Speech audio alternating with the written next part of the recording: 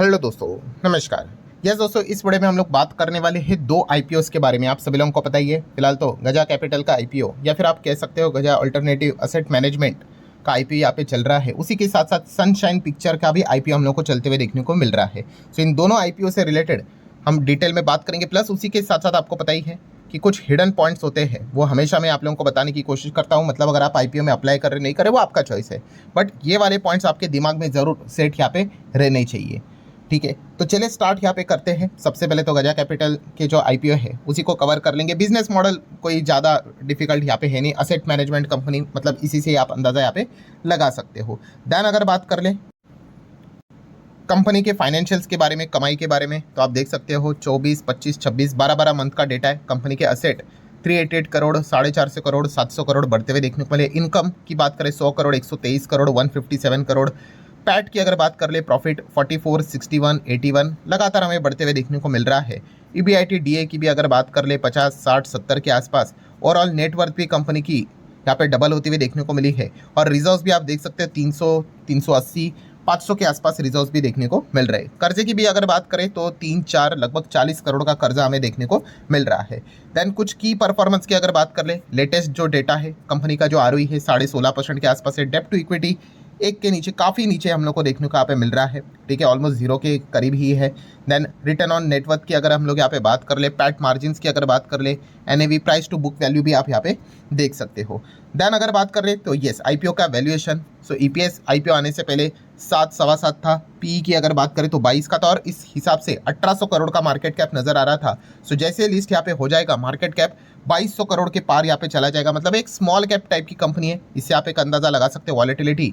And जैसे list हो जाएगा उसके बाद जो कंपनी का ईपीएस रहेगा वो हम लोग को नीचे जाते हुए देखने को मिलेगा, एंड पी हम लोग को बढ़ते हुए देखने को यहाँ पे मिलने वाला है। ये बेसिक चीज़ें यहाँ पे चलती रहती है। देन शेयर होल्डिंग पैटर्न की अगर बात कर ले तो आप यहाँ पे देख सकते हो, आईपीओ से पहले 70% प्रमोटर के पास है। आईपीओ के बाद 54% यहाँ पे हमें स्टेक चेंज होते हुए देखने को मिलने वाला है। पब्लिक का स्टेक मैसिव तरीके से बढ़ते हुए देखने को मिलने वाला है। सो ठीक है दोस्तों, यहाँ पे डिटेल्स की अगर हम लोग बात कर रहे हैं तो वी ऑलरेडी नो दैट कि आईपीओ यहाँ पे ओपन होते हुए देखने को यहाँ पे मिल चुका है। ठीक है, क्लोजिंग की बात करें तो 21 अगस्त को क्लोज होते हुए देखने को मिलेगा, शुक्रवार। ठीक है, प्राइस बैंड एंड जैसे कि अभी हमने देखा, मार्केट कैप अगर हाईएस्ट लेवल पे पकड़े तो एक स्मॉल कैप टाइप की कंपनी नजर यहाँ पे आती है। देन लिस्टिंग डेट की बात करें तो 26 अगस्त को प्रोबेबली ये लिस्ट हो सकता है, तो इसको आप नोट करके यहाँ पे चल सकते हो।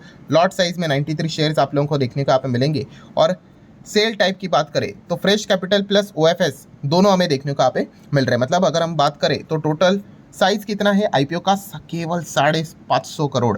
ठीक है, मतलब हम यहाँ पे कह सकते हैं यहाँ पे तो ऑलरेडी अब 2-2, 3-3 हज़ार करोड़ के आईपीओ आते हैं, उसमें अलॉटमेंट नहीं मिलता है। और ये ऊपर से आप देख सकते हैं इतना सा छोटा सा आईपीओ है, 550 करोड़। ठीक है, तो यहाँ पे हम कह सकते हैं डिसअपॉइंटमेंट ही ज़्यादा लोगों के हाथ लगने वाली है। ठीक है, सो फ्रेश इशू की बात करें 450 करोड़, ये एक अच्छी बात है। एग्जिट करने वाले यहाँ पे जो रहेंगे यूजुअली प्रमोटर रह सकते हैं, उनके खाते में 100 करोड़ जाते हुए देखने को मिलने वाले हैं। देन टाइम टेबल की बात करें, जैसे कि हमने देखा ही है 19 को ओपन है, शुक्रवार को क्लोज हो जाएगा। अलॉटमेंट 24 को सोमवार के दिन हमें देखने को यहाँ पे मिल सकता है। एंड जिसको लग गया भाई 25 को अकाउंट में शेयर्स आ जाएंगे, और जिसको नहीं लगा रिफंड्स यहाँ पे मिल जाएंगे। कभी कभी रिफंड के लिए थोड़ा टाइम ऊपर नीचे हो जाता है। और लिस्टिंग की बात करें तो अगले बुधवार की अगर बात करें 26 अगस्त को ये हमें प्रोबेबली लिस्ट होते हुए देखने को मिलेगा। तो पहला पॉइंट यही है दोस्तों, ये मैं हमेशा आप लोगों को बताने की कोशिश करता हूं, क्योंकि काफ़ी सारे ऐसे इन्वेस्टर होते हैं जो आईपीओ इन्वेस्टर होते हैं, जो सिर्फ और सिर्फ लिस्टिंग गेन के ऊपर ध्यान रखते हैं। ठीक है, तो उनके लिए ये चीज़ काफ़ी इंपॉर्टेंट रहेगी। मतलब शुक्रवार की बात करें 21 को ये यहाँ पे क्लोज होगा, और लिस्टिंग की अगर बात करें तो 26। मतलब इंपॉर्टेंट चीज़ क्या है, यहाँ पे 4 दिन के बाद हम लोग को लिस्ट होते हुए देखने को मिलेगा, 5वें दिन। एंड अगेन इसमें सैटरडे संडे हमें इंक्लूड होते हुए देखने को मिल रहा है। तो इससे क्या होता है आपको पता ही है, सैटरडे संडे भाई कि मिडल ईस्ट को लेकर, ट्रंप को लेकर कोई भी अपडेट यूजुअली आता है वो सैटरडे संडे आता है। प्लस 60 दिन का उनका एमओयू भी खत्म हो चुका है। कोई भी अगर खबर निकल कर आएगी तो सैटरडे संडे के दिन बड़े लेवल पर निकल कर आएगी। तो ये एक अनसर्टन वाला पॉइंट है, ये मतलब आप इग्नोर नहीं कर सकते। ठीक है, तो ये एक चीज़ जरूर अपने को यहाँ पे ध्यान रखना है, क्योंकि जो खास करके जो आईपीओ इन्वेस्टर होते हैं लिस्टिंग गेन जीएमपी देखकर चलते हैं। आपको पता ही है, अगर कुछ भी अगर मार्केट में ऊपर नीचे अगर कोई भी अगर खबर आती है तो डायरेक्टली जीएमपी को हिट करता है। सो ये वाला पॉइंट सबसे इंपॉर्टेंट गोल्डन पॉइंट है, इसको आप लोगों ने नोट करके चलना है। तो अगर बात छेड़ी है जीएमपी की, तो जीएमपी क्या चल रहा है लेटेस्ट, तो वो आपके सामने रखना चाहूँगा। क्लियर डिस्क्लेमर है भाई, सिर्फ इन्फॉर्मेशन मैं आप लोगों को बताने की कोशिश कर रहा हूँ जो गूगल साइट पे चल रही है। चीज़ें बदलती रहती है, इसके ऊपर कभी भी रिलाय नहीं करना होता है। सो आप देख सकते हो दोस्तों, 17 तारीख की अगर बात कर ले तो जीएमपी लगभग 4.25% था। 18 तारीख को ये बढ़ के पौने क्या मतलब हम कह सकते हैं 19% के करीब चला गया। बट अगेन आज के दिन की अगर बात करें, आईपीओ ओपन हुआ है तो ये 12.5% तक वापस नीचे आते हुए देखने को यहाँ पे मिला है। तो ये फ्लक्चुएट होता रहता है, तो ये पॉइंट आपको पता होना चाहिए। इसलिए मैंने आपको बताया कि शुक्रवार के दिन ये क्लोज होगा, उसके बाद 4 दिन है, 5वें दिन लिस्ट होगा। तो ये रिस्क आपको अच्छी तरीके से पता है यहाँ पे होनी चाहिए, क्योंकि काफ़ी सारे लोग जो आईपीओ इन्वेस्टर होते हैं वो इन चीज़ों को देखकर डिसीजन लेते हैं कि बड़ा लॉट लगाना है या छोटा लॉट लगाना है। ठीक है, तो उस हिसाब से आपने ये डिसीजन यहाँ पे लेने होते हैं। तो ये पॉइंट को आप नोट करके चल सकते हो। दैन अगर हम यहाँ पे आगे बात करेंगे दोस्तों, तो नेक्स्ट जो आईपीओ है वो है सनशाइन पिक्चर्स का। आप सभी लोगों को यहाँ पे पता ही है।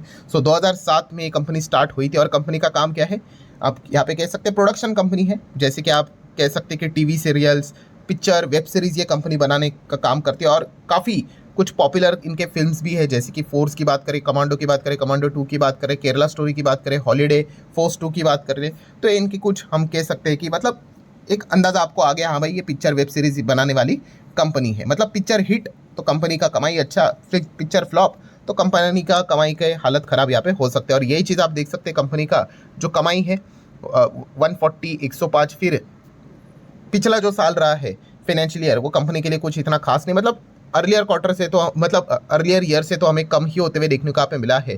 प्रॉफिट भी अगर देखेंगे तो यहाँ पे 30 से 40 चलो बढ़ते हुए देखने को मिला है, बट यहाँ पे 50 से 40 हम लोग को होते हुए देखने को मिला है। तो मतलब क्लियर कट समझ में आता है भाई कि अगर अच्छा पिक्चर बनेगा भाई तभी जाके कंपनी अच्छा कमाई कर पाएगी, अन्यथा कंपनी का परफॉर्मेंस हमें खराब देखने को मिल सकता है। दैन ROE ROC आप देख सकते हो 30+ हम लोगों को देखने को यहाँ पे मिल रहा है। बाकी डेट टू इक्विटी मार्जिन की अगर बात करें तो ये भी डेटा आपको सामने ही यहाँ पे है। Book price to book value भी आप यहाँ पे देख सकते हो। आईपीओ के वैल्यूएशन की बात करें, EPS 15, then P ratio 23 times के आसपास नजर आ रहा है। और ये भी काफ़ी छोटा साइज का कंपनी है, नॉट इवन मतलब 1000 करोड़ के आसपास, मतलब लिस्ट होने के बाद 1000 करोड़, मतलब अगेन स्मॉल कैप टाइप की कंपनी है यहाँ पे। देन EPS भी आप यहाँ पे देख सकते हैं, पी भी देख सकते हैं पोस्ट आईपीओ। सो छोटे साइज की कंपनी है। एंड शेयर होल्डिंग पैटर्न की बात कर ले तो प्रमोटर के पास ही स्टेक यहाँ पे था, तो प्रमोटर अब यहाँ पे देख सकते हो कि स्टेक अपना निकाल रहा है। मतलब इसमें OFS तो यहाँ पे रहेगा ही रहेगा, ये कोई अलग से बताने की जरूरत नहीं, फ्रेश इशू है नहीं, इसको अब यहाँ पे हम चेक कर लेंगे। सो अगर हम चेक करते हैं आईपीओ का डिटेल, तो 18 तारीख से ओपन हो चुका है, 20 तारीख को यहाँ पे क्लोज यहाँ पे हो जाएगा। लिस्टिंग 25 के दिन हम लोग को होते हुए देखने को यहाँ पे मिलेगी। 41 का लॉट है, ठीक है, ये आप देख सकते हैं फ्रेश प्लस OFS जो कि एक्सपेक्टेड ही था। सो ओहो, तो ये तो और भी छोटा है, 282 करोड़, बहुत ही छोटा आईपीओ है। ठीक है, तो फ्रेश इशू 173 के ये कंपनी के पास जाएगा और लगभग 100 करोड़ के आसपास कंपनी के प्रमोटर लेके जाने वाले हैं। सो आप देख सकते हैं दोस्तों, 18 को ओपन, 20 को क्लोज, 21 को यहाँ पे हम लोगों को अलॉटमेंट देखने को मिलेगा। जिनको भी लग गया भाई 24 को यहाँ पे शेयर्स यहाँ पे मिल जाएंगे, और रिफंड 24 को, मतलब काफ़ी दिनों के बाद रिफंड हम लोग को होते हुए देखने को यहाँ पे मिल जाएगा। और लिस्टिंग 25 तारीख को देखने को मिलने वाली। तो इसका भी सेम वही सिनेरियो है दोस्तों।